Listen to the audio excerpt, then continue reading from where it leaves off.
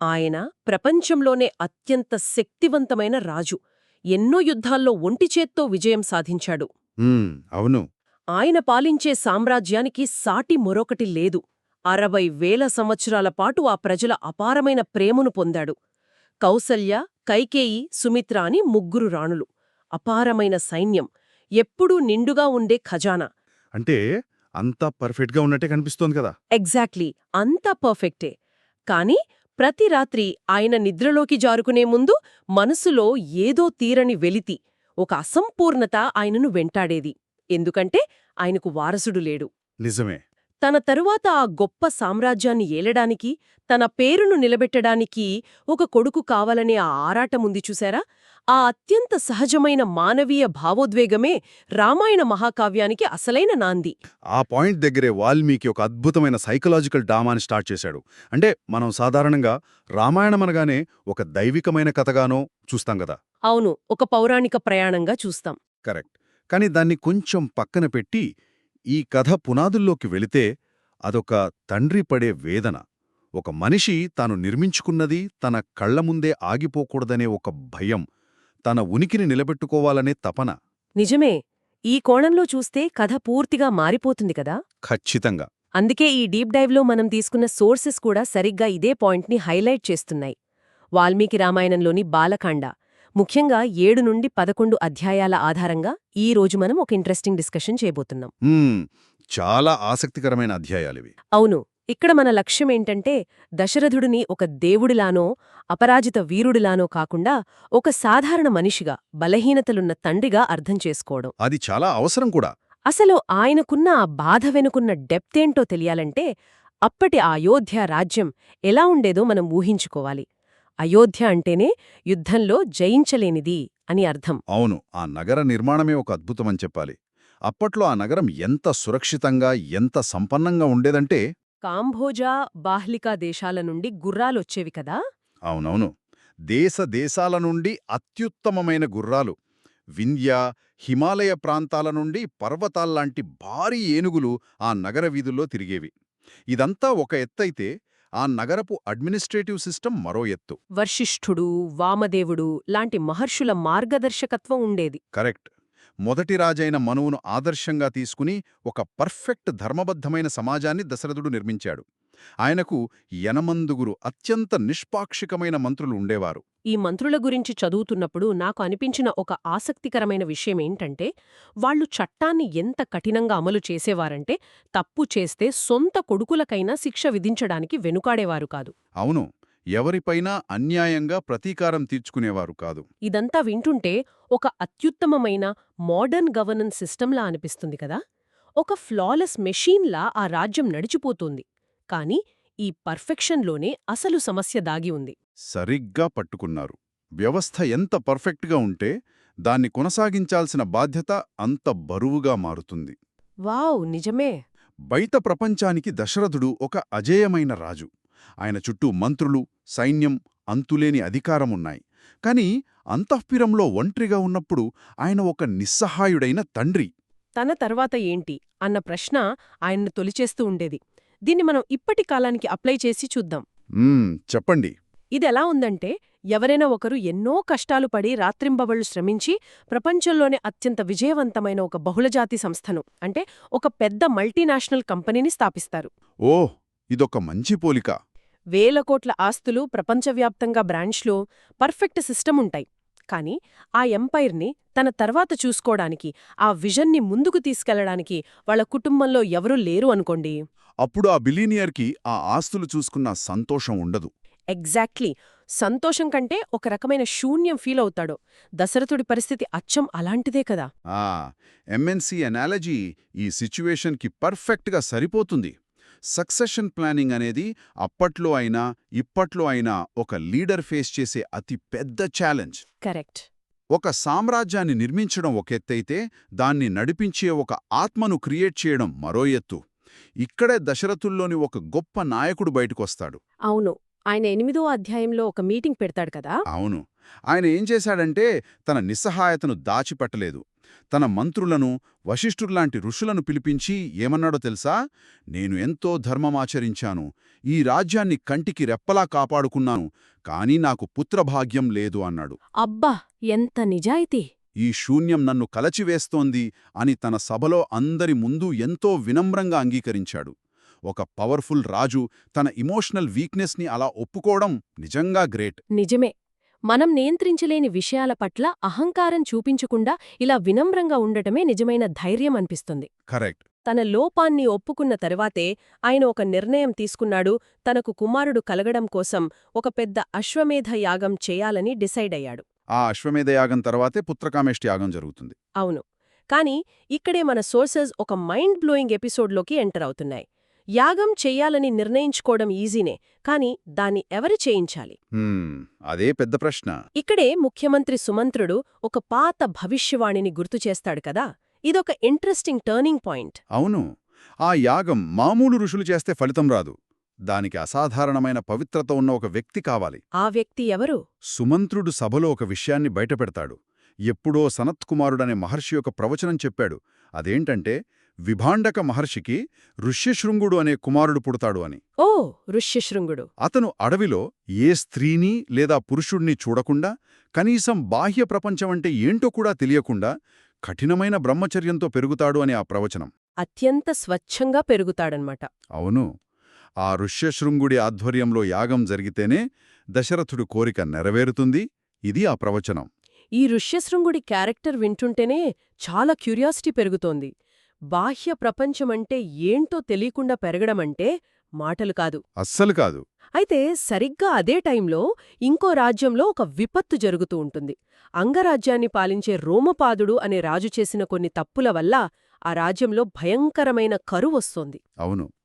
ఆ రాజ్య ప్రజలు చుక్క నీరు లేక అల్లాడిపోతుంటారు. అప్పుడు అక్కడి బ్రాహ్మణులు రాజుకొక సలహా ఇస్తారు.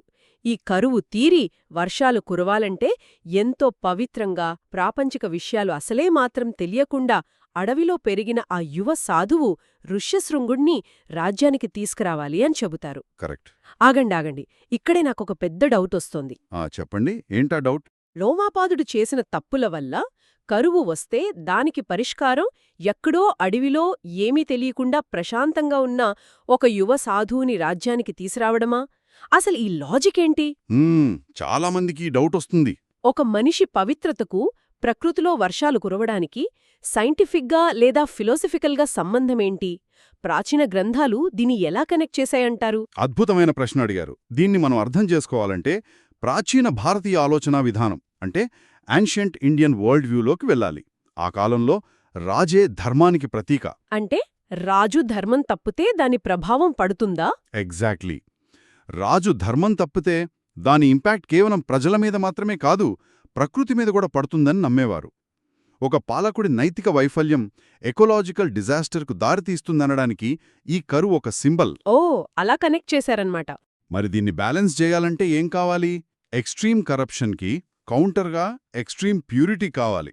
ఋష్యశృంగుడు అప్పటితే అడవిలో సంవత్సరాల తరబడి తపస్సు చేస్తూ ఉన్నాడు. అవును.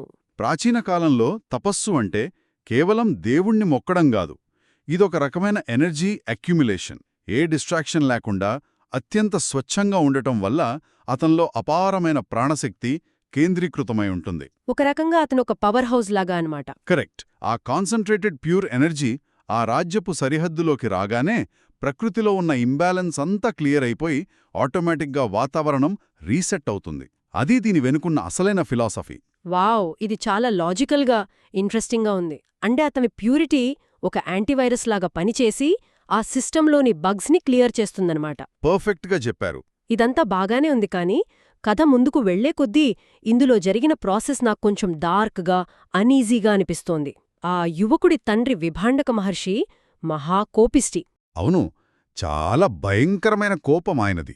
కాబట్టి ఎవ్వరూ నేరుగా వెళ్లి ఆ కుర్రాడ్ని తీసుకురాలేరు. అప్పుడు అంగదేశపు మంత్రులు ఏకంగా ఒక ప్లాన్ వేస్తారు.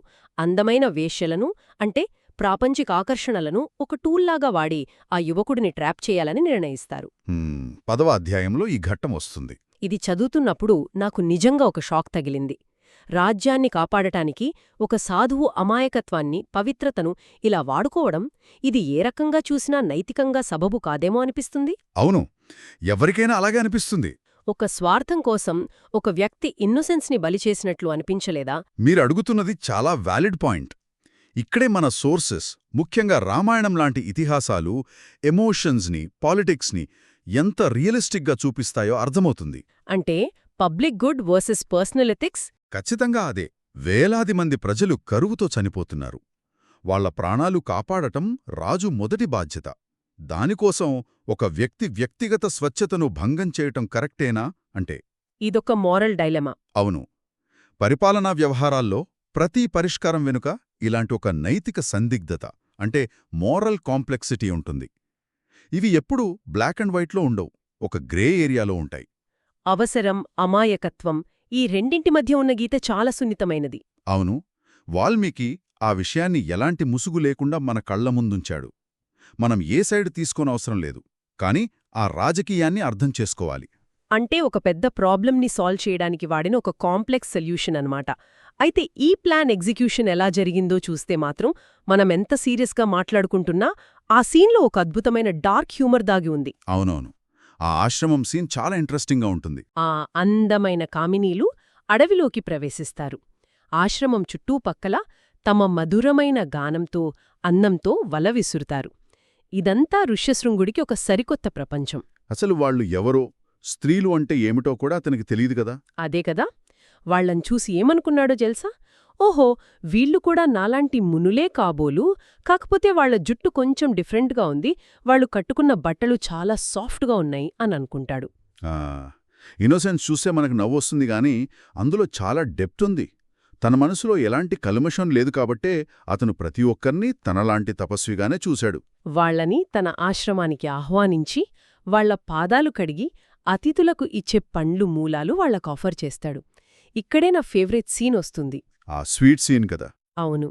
ఆ ముని ఇచ్చిన పండ్లకు ప్రతిగా ఆ వనితలు తమ వెంట తెచ్చుకున్న అత్యంత రుచికరమైన స్వీట్లను, రకరకాల ఆహార పదార్థాలను అతనికి తినిపిస్తారు. అప్పటివరకు అడవిలోని పచ్చిపండ్లు తప్ప వండిన ఆహారం కాని, స్వీట్స్ కాని ఎరగని ఆ యువసాధువు ఏమనుకుంటాడో తెలుసా? ఏమనుకుంటాడు? అరే, ఈ అడవిలో ఇదో కొత్త రకమైన పండులా ఉండే, ఎంత తియ్యగా, ఎంత అద్భుతంగా ఉందో అని భ్రమపడతాడు. వాళ్ల అనురాగానికి, ఆ స్పర్శకు ముగ్ధుడైపోతాడు. నిజంగా ఏదొక హ్యూమరస్ సీన్. అవును. కాని పంచేంద్రియాలు ఎలా అట్రాక్ట్ అవుతాయో చెప్పడానికి ఇదొక బ్రిలియంట్ మెటఫర్లా అనిపిస్తోంది. ఎగ్జాక్ట్లీ. ఇది కేవలం ఒక ముని స్వీట్స్ తినడం గురించి కాదు. అప్పటి వరకు ఋష్యశృంగుడి పవిత్రత అనేది నిజంగా పవిత్రత లేక అజ్ఞానమా? అంటే ఇగ్నోరెన్స్ అంటారు. అవును. బాహ్య ప్రపంచం గురించి, అందులోని ఆకర్షణల గురించి తెలియకపోవడం వల్ల వచ్చిన స్వచ్ఛత అది. ఒక్కసారి ఆర్టిఫిషియల్ డిజైర్స్, ఆకర్షణలు మన కళ్ల ముందు పడగానే ఎవరైనా సరే వాటంతట అవే ఆకట్టుకోబడతారు అనేది ఈ ఘట్టం నిరూపిస్తోంది. నిజమే. అతను ఆ వనితలకు, ఆ కొత్త అనుభూతికి ఎంతలా అట్రాక్ట్ అయ్యాడంటే వాళ్ళు మరుసటి రోజు వచ్చి మా ఆశ్రమానికి రా, అక్కడ దీనికంటే మంచి ఆతిథ్యమిస్తాం అని పిలవగానే ఏమాత్రం ఆలోచించకుండా వాళ్లతో పాటు వెళ్లడానికి అంగీకరిస్తాడు. తన తండ్రి గురించి కూడా మర్చిపోయి బయలుదేరతాడు కదా. అలా కామినుల ఆకర్షణలో పడి ఋష్యశృంగుడు అంగరాజ్యానికి వెళ్తాడు. ఇక్కడొక ఇంట్రెస్టింగ్ పాయింట్ ఏంటంటే, అతను కేవలం ఆకర్షణకు లోనైనా సరే అతనిలో అప్పటివరకు నిక్షిప్తమైన ఆ తపోశక్తి మాత్రం ఎక్కడికీ పోలేదు. అవును, ఆ శక్తి అలాగే ఉంది. 11వ అధ్యాయంలో చూస్తే అతను అలా అంగరాజ్యంలో, ఆ రాజ్యపు సరిహద్దుల్లో అడుగు పెట్టగానే ఆకాశం నుండి ఇంద్రుడు వర్షాలు కురిపిస్తాడు. కరువుతో అల్లాడిపోతున్న ప్రజలు ఆ వర్షం చూసి ఆనందంతో ఉప్పొంగిపోతారు. ఆ క్షణంలో రోమపాదులు స్వయంగా ఎదురెళ్లి ఆ యువకుడికి సాంప్రదాయక మర్యాదలు చేసి అసలు విషయం చెప్పి తన కూతురు శాంతను ఇచ్చి వివాహం చేస్తాడు. ఇదంతా ఒక ఎత్తైతే ఈ వర్షాల వార్త ఋష్యశృంగుడు అంగరాజ్యానికి వచ్చాడన్న విషయం తెలుసుకున్న దశరథ మహారాజుకు ప్రాణం లేచొచ్చినట్లవుతుంది. సనత్కుమారుడి భవిష్యవాణి నిజం కావడానికి సమయం ఆసన్నమైందని ఆయనకు అర్థమైపోతుంది. వెంటనే ఆయన అంగరాజ్యానికి, తన మిత్రుడైన రోమపాదుడు వద్దకు వెళ్తాడు. వెళ్ళి ఏమడుగుతాడో తెలుసా?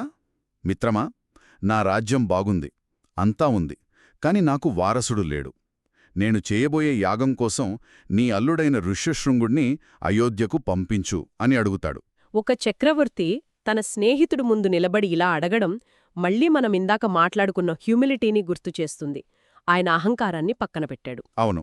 ఈ స్టోరీ మొత్తం ఒక కొలిక్కొస్తుంటే మనం దీన్ని కొంచెం విశాల దృక్పథంతో చూద్దాం. ఇదంతా కేవలం ఒక యువరాజు పుట్టుక కోసం జరిగిన అన్వేషణ మాత్రమే కాదు. ఇంకేదో ఉంది అంటారు. అవును, వారసత్వం అంటే లెగసీ పట్ల మనిషికుండే అత్యంత లోతైన తపనకు ఇది అద్దం పడుతుంది.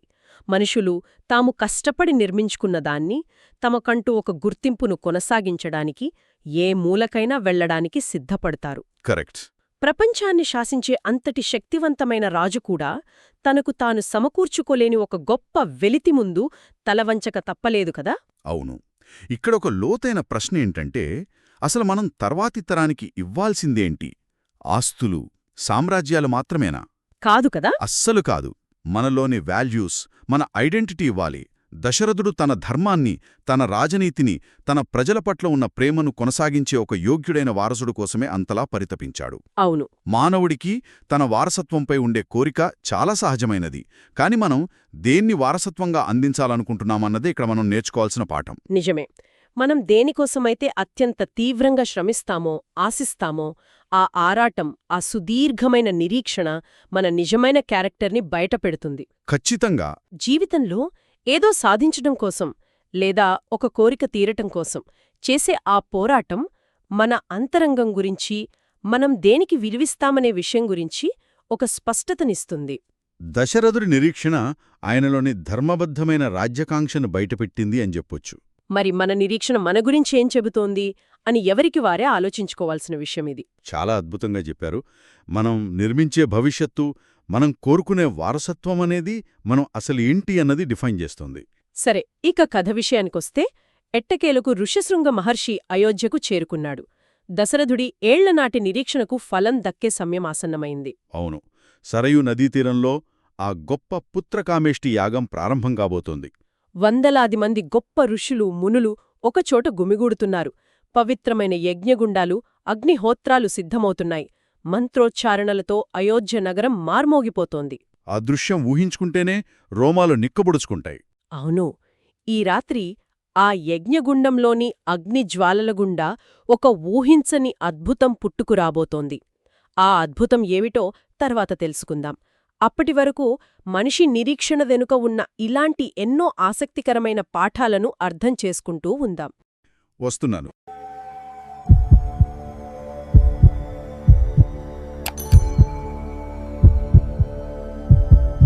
Thank you so much for listening. If this story touched your heart, please do subscribe and press the bell icon.